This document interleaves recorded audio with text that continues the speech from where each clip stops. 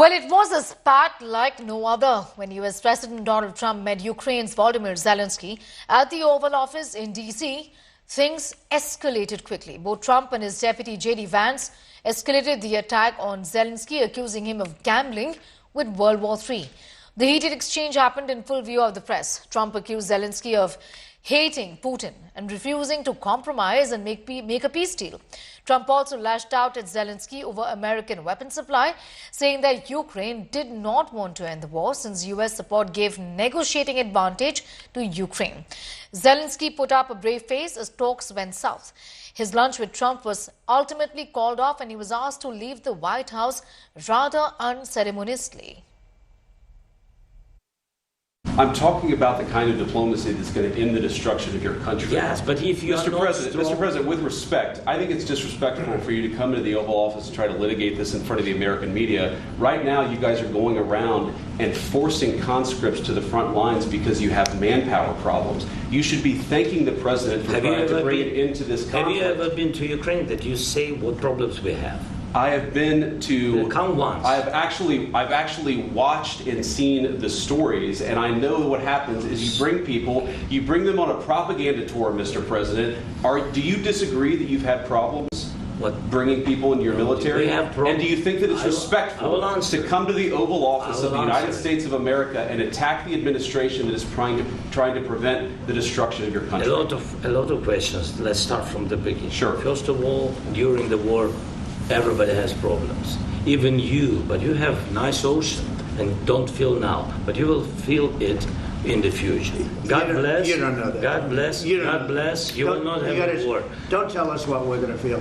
We're trying to solve a problem. Don't tell us what we're going to feel. I'm not telling you. Because you're in no position to dictate that. That's exactly what you're doing. You're in no position to dictate what we're going to feel.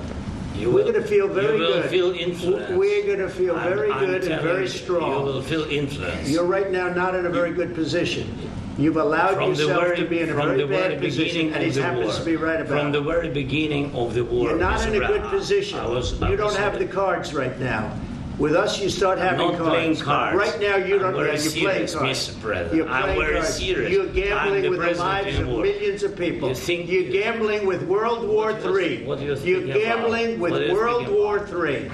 And what you're doing is very disrespectful to the country, this country, that's back to you, far more than a lot of people said they should have. Have you said thank you once? This a lot entire of meeting? times. No, in this Even entire today. meeting, you said thank you. Even today. You went to Pennsylvania and campaigned for the opposition in October. Offer some words of appreciation for the United States of America and the president who's trying to save your country.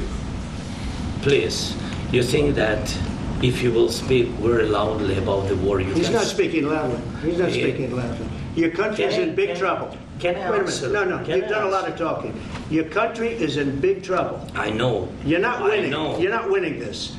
You have a damn good chance of coming out okay because of us. Mr. President, we are staying in our country, staying strong from the very beginning of the war. We've been alone, and we are thankful. I said thanks you haven't in been this alone. cabinet, you and not only in this cabinet. We gave you, through this stupid president, $350 billion.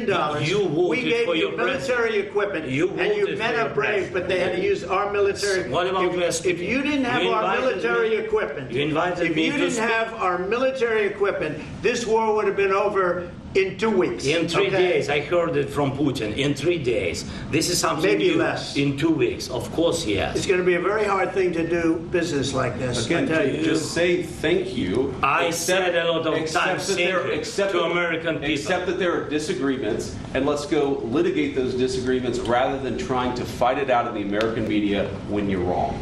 We know that you're wrong. But you see, I think it's good for the American people to see what's going on. I understand, sir. I think it's very important. That's why I kept this going so long. You have to be thankful. You don't have the cards. You're buried there. Your people are dying. You're running low on soldiers. Listen, you're running low on soldiers.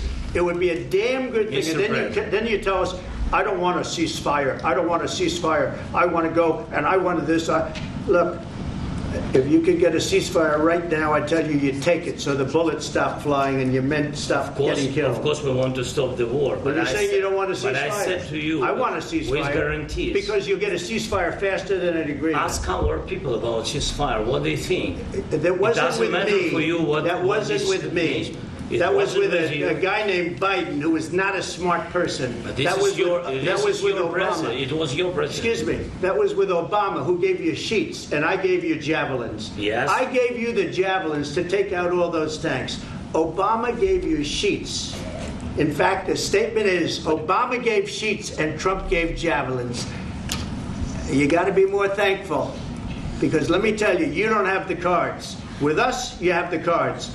But without us, you don't have any cards. One more question to Mr. Vice President. I'm sorry. It's going to be a tough deal to make, because the attitudes have to change. What if Russia breaks ceasefire? What if Russia breaks peace talks? What do we do then? I understand that it's a heated conversation right now. What are you saying? She's asking, what if Russia breaks the ceasefire? What if anything? What if a bomb drops on your head right now? Okay? What if they broke it? I don't know. They broke it with Biden, because Biden, they didn't respect him. They didn't respect Obama. They respect me.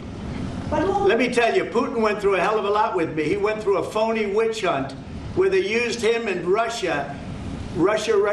You ever hear of that deal? That was a phony Hunter Biden, Joe Biden scam. Hillary Clinton, Shifty Adam Schiff. It was a Democrat scam. And he had to go through that. And he did go through it. We didn't end up in a war. And he went through it. He was accused of all that stuff. He had nothing to do with it. It came out of Hunter Biden's bathroom. It came out of Hunter Biden's bedroom. It was disgusting. And then they said, oh, the laptop from hell was made by Russia. The 51 agents. The whole thing was a scam. And he had to put up with that. He was being accused of all that stuff. All I can say is this. He might have broken deals with Obama and Bush, and he might have broken them with Biden. He did, maybe. Maybe he didn't. I don't know what happened.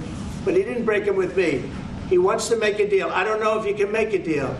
The problem is, I've empowered you to be a tough guy. And I don't think you'd be a tough guy without the United States. And your people are very brave.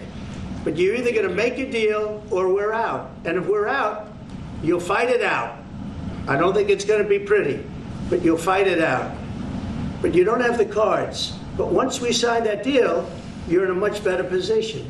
But you're not acting at all thankful. And that's not a nice thing. I'll be honest, that's not a nice thing.